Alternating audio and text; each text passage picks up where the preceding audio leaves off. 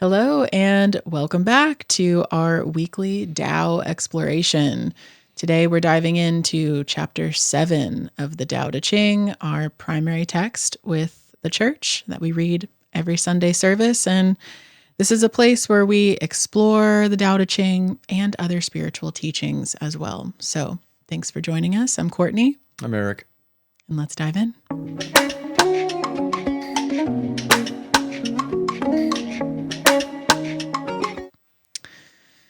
Heaven is everlasting, and earth is enduring. The reason that they are everlasting is because they do not exist for themselves. Hence, they are long-lived. Thus, although the saint puts himself last, finds himself in the lead, although he is not self-concerned, finds himself accomplished. It is because he is not focused on self-interests and hence can fulfill his true nature. So, what do you take away from that? What is standing out to you? First thing that comes up is I want to say, objective truth that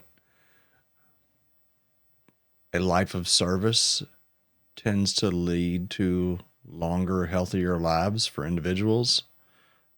This is something that there's been, maybe shouldn't say research that I don't know specifically I can cite, but there's a lot of anecdotal stories out there about how someone went from being selfish, living for themselves, and sick and unhappy to where they started showing up in service of others and drastically altered the quality and course of their lives. So that's one thing that comes to mind for me on this. Mm-hmm. We can then move into the bigger concepts around like the everlasting, but grounding it in a human experience is helpful for me starting out. Mm-hmm. Yeah, same for me. Thinking about, well, I'll hold off on talking about my personal experience in life, but that just what you shared, how fulfilling is accomplishment if it's not in service to the greater good. Mm-hmm. We're in a time right now where we are in a very self-serving place and time, and we don't seem to need other people as much as we clearly used to.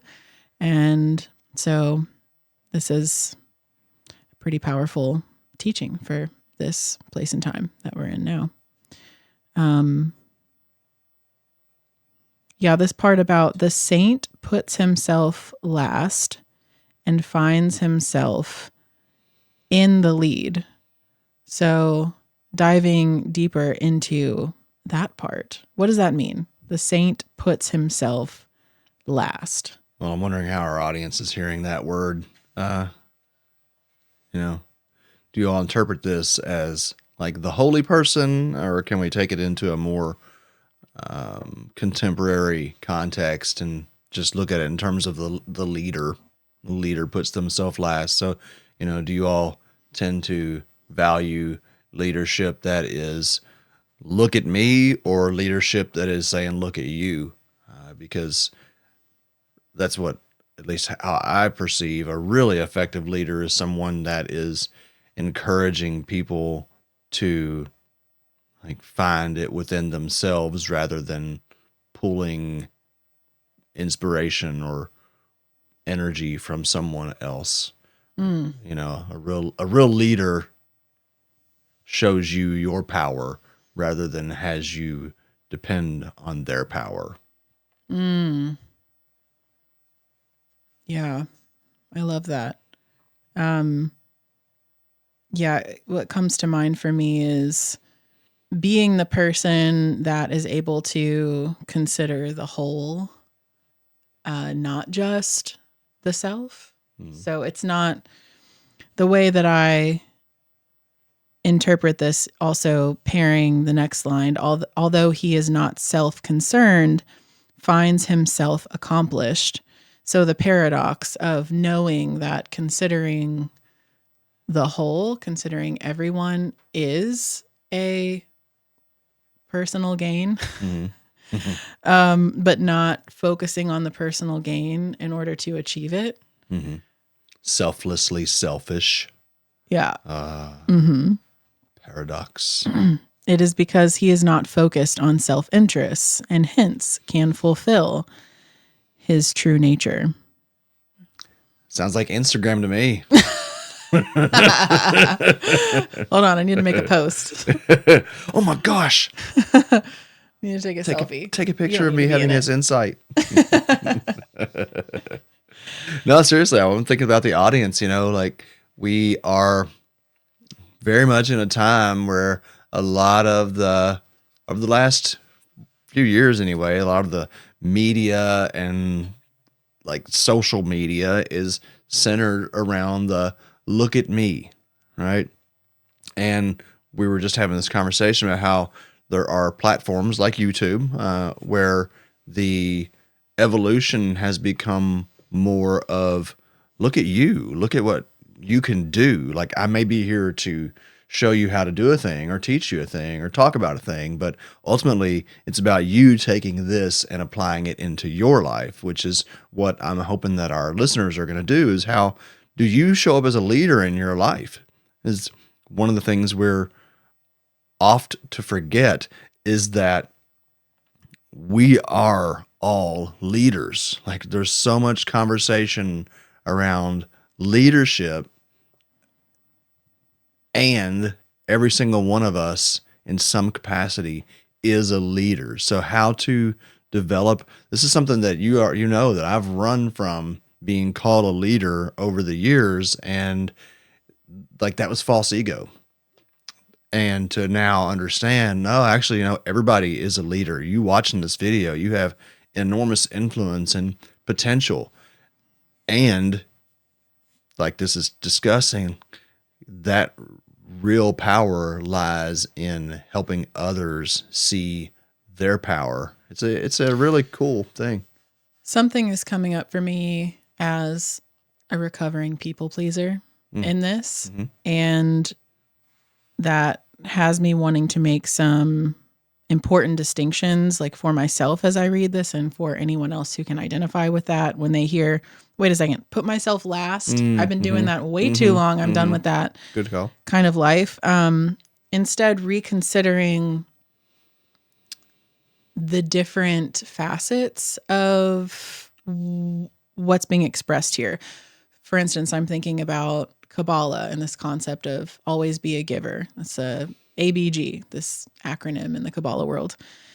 And when I first heard that, this similar feeling came up of like, ugh, like that just feels like I'm giving, I'm like a martyr, like just giving away my life for other people. I'm not interested in that. But then as I heard it explored more, I came to understand, and I'm still coming to understand, that being a giving force doesn't mean sacrificing my own needs. It's quite the opposite. It can mean in the lens of a relationship, for instance, in a partnership, like with you and me, being a giver can mean setting boundaries. Like it should mean expressing my needs in that relationship, and that being the giving thing to do for both parties.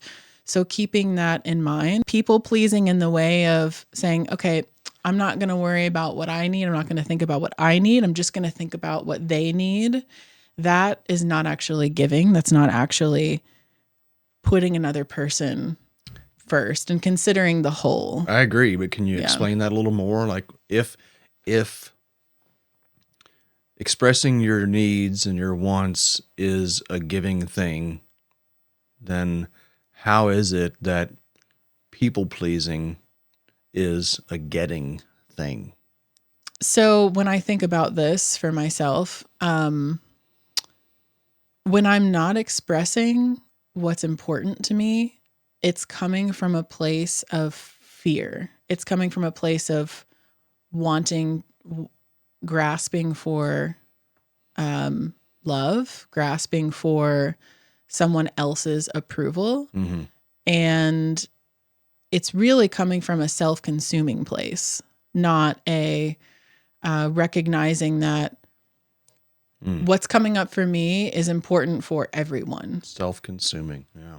Yeah, in a draining way and not in a expanding, giving way. And so I can tell by my internal experience, by my energy, by my body language. Like if I'm doing something that is a giving thing, which feels like uplifting and expansive and energizing versus something that's taking and really coming from that self-consuming, it's all about me place, because I'll feel drained. I'll feel like this, like kind of just, you know what I'm saying? Yeah. And so yeah, there's such a great paradox in all of that, but that says to me that only we can individually know what that means for us when we're considering the whole in service of ourselves, in true service of ourselves. Because when we're people pleasing, so to speak, when we're more wrapped up in the fear of being rejected, that's about us. That's not about another person. That's not showing up with maybe I could be of service to this person right now. It can be so tricky, you know. This is a conversation I've been sitting with for the last week or so, like inspiration, manipulation, influence, the motivations and intentions behind why we do what we do. You know, if we are, even if it's that encouraging, if we're encouraging others just so we ultimately feel good about ourselves, or so that they like it's gonna show up. It's gonna show up energetically, which, you know, we haven't talked a whole lot about that through our conversations here, but you know, a huge premise anyway of Taoism, where obviously the Tao Te Ching arises from, is this relationship with the world of energy, and that these concepts and principles, they, like the reading was saying yesterday from David Hawkins, that they are the principles themselves are not concrete, yet they yield concrete results, right? So what you're talking about in terms of whether something is giving versus taking, it isn't the action. It's the very honest feeling or energy behind the action. And to really get clarity on that requires some difficult self-inquiry and honesty with ourselves. And so just would love to invite the audience and continue to invite ourselves to really explore the motivations behind service or whatever it is that we are doing out there in the world, because it's going to get felt. Like, people are going to be able to feel whether or not you're actually trying to take, and it might take time, but everything comes to light. Yeah. So for you, how do you get into a place of reflection and ensuring you're coming from a place of service when you're going into an interaction, when you're going into leading Sunday service, for instance, with sanctuary, or anything involving other people? What's your practice? That's a great question. The first and foremost is actively bringing my awareness into my heart.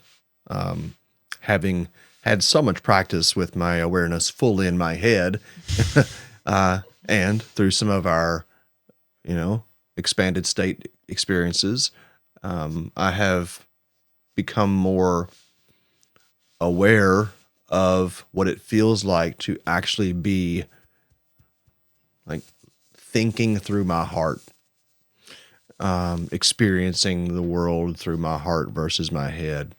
And that's the first thing for me, is to check where my awareness is centered.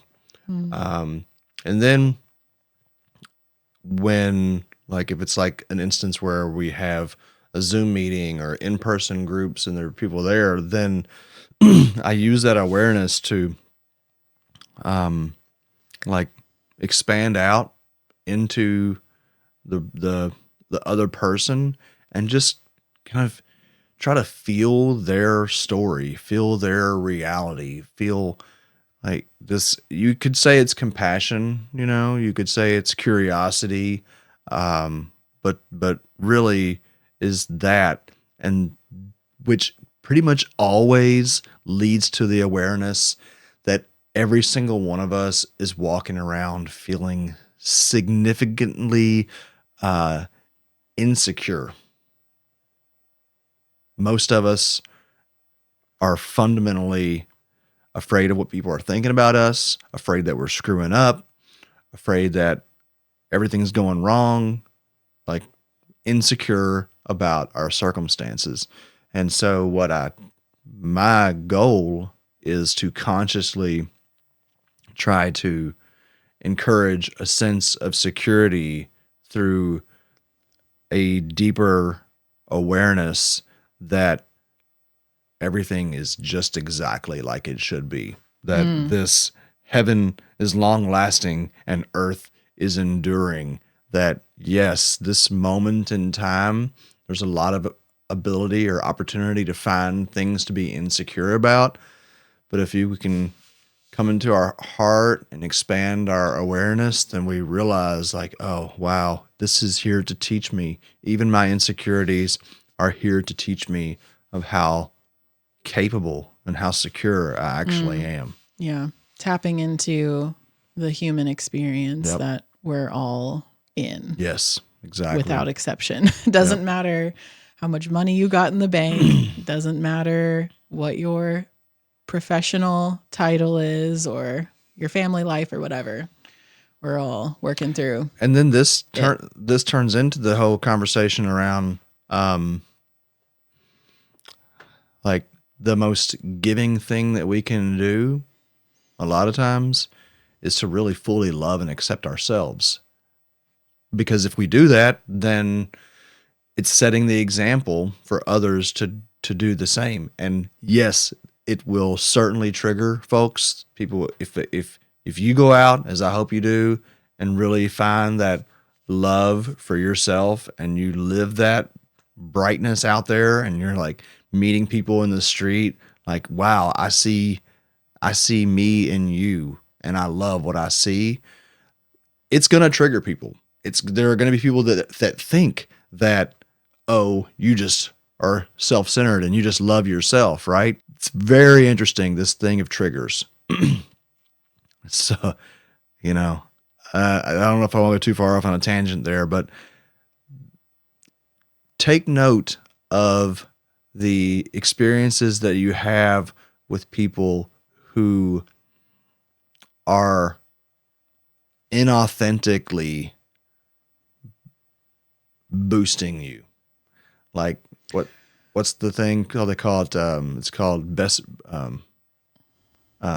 love bombing. Oh. Love bombing. It's a great example of like, oh, I walked away feeling really good, but given a little bit of time, I'm like, wait a second, that wasn't real. And the inverse is true when you are like love bombing yourself. Does that make sense? All right.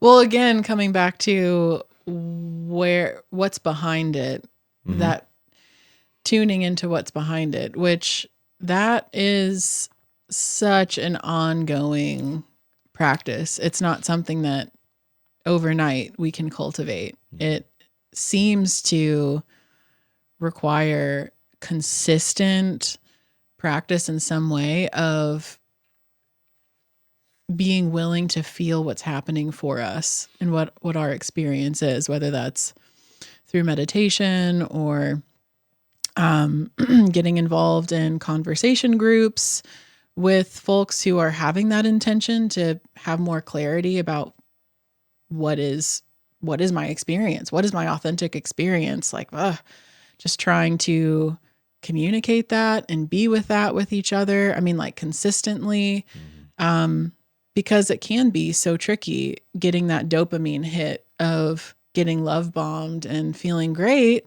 for a few minutes and then realizing later, hold on, what was that person's intention in doing that? Was it a giving thing? Was it coming from a giving place, or was it coming from a fear-based, self-serving place? And then getting to choose how we show up in the face of anybody's intentions is the real fun part. Yeah. How do we step into this place of considering the whole and being grounded in that, in interactions with anybody coming from the heart? If you're one of those people that, like I think all of us, this happens to anyone who does any real level of serious self-inquiry, is you will find out that you have been giving to get. It happens to all of us. And just like have a little more compassion with ourselves on that. It's okay. It's part of the human experience, like Courtney said. And all of this in some way is leading us to the next highest version of ourselves. Yep. So we'd love to have you at an upcoming Sunday service discussion period where we explore the Tao Te Ching and another rotating text. We pick a new one every single weekend. Eric mentioned Power versus Force by David Hawkins, which we reflected on yesterday at Sunday service. So we'd love to have you join the conversation and have your perspective along for the ride. You can find the link in the show notes. Until then, we'll see you on the next weekly Tao exploration. Thanks for joining us.